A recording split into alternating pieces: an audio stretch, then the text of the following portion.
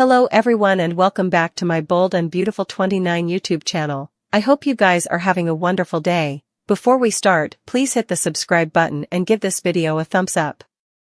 She's bold, she's beautiful, and of course she's also veritably successful. We're surely talking about Steffy. And while there's no mistrustfulness that there are plenitude of women that would give anything just to walk a day in her shoes, it seems like Steffy is growing jealous, hateful, and mean by the day. Is this woman indeed happy in her life presently? She's always picking fights and telling people what to do, the delicate with Hope Logan and her mama, Brooke Logan. A day doesn't go by that Steffy doesn't try and show everyone who's in charge at Forrester Creations and where their place is in the company. But now it seems like her station has indeed gotten worse. As numerous the bold and the beautiful suckers are apprehensive of, Steffy sounded none too pleased when Carter blazoned that Ivy and Elector Forrester would be working on a new jewelry line for the company. And now it seems like Steffy has a reason to be suspicious over Carter and his motives. Ain't this woman just get along with anyone presently and just let effects be?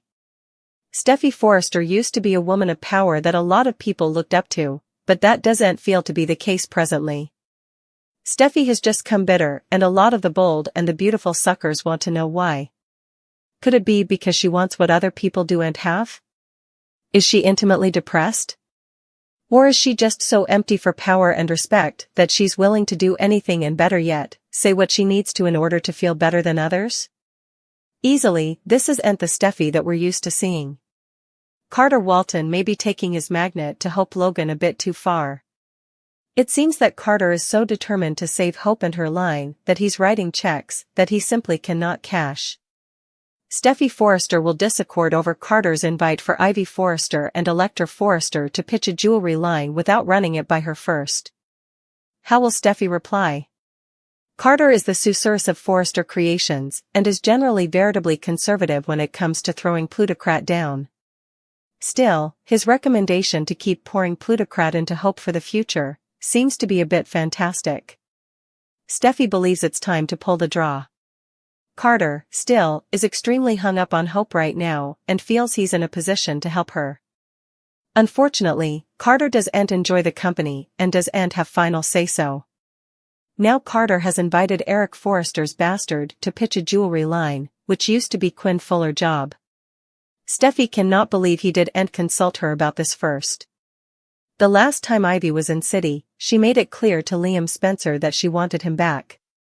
At the time, Liam had been trying to break up Steffy and John Finnegan. Steffy doesn't want Ivy anywhere near Liam and told him as much. Of course, that didn't stop her from planting a kiss on him and telling him she wanted another chance.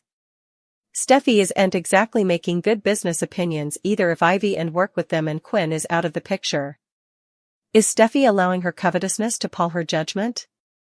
Does Steffy just want Liam staying in the sidelines, just in case she and Finn have another issue and she needs someone around to coddle her?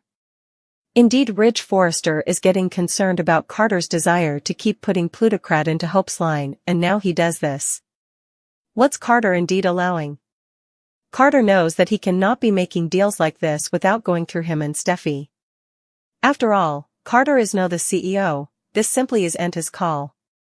Steffy and Carter will surely have words over this. Will Ridge step in and offer his perspective too? Is Carter letting this job go to his head, or does he believe he can run the company better than what Ridge and Steffy are doing? Sheila Sharp may find herself returning to her familiar tactics. Indeed, though she tries to steer clear of chaos, it seems that trouble has a way of chancing her, leading her deeper into complications time and again. Sheila has been roistering in her happy marriage to Deacon Sharp, but the last thing she wants is for one of his former dears to suddenly find herself single. Brooke Logan will probably always hold a special place in Deacon's heart as the bone who got down. If Brooke becomes available again, it's not just Bill Spencer who might take an interest. Cleric could find old passions resurfacing as he offers comfort to Brooke, which would really shoot Sheila into a breakdown. To keep the situation from twisting out of control, Sheila may choose to take matters into her own hands.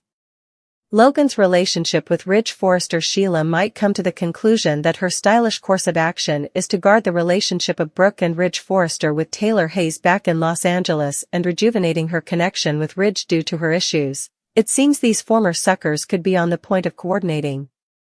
Sheila could pick up on this and decide that a little sabotage is in order. Also, she'd probably delight the study of dismembering the joyous family gathering that Steffy Forrester is hoping for.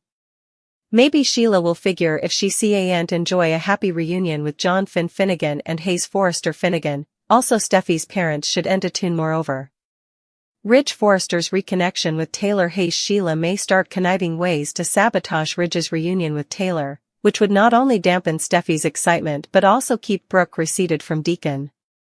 From Sheila's standpoint, this would be a perfect script if everything unfolded as she envisaged. Still, effects infrequently go as planned, especially with Sheila stirring the pot.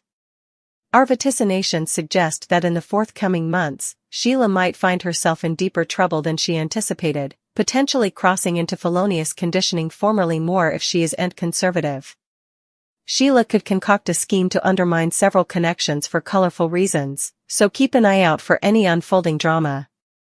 The Forrester family is about to grow by 2 members as a new character arrives on the scene and an aged one makes a splashing return.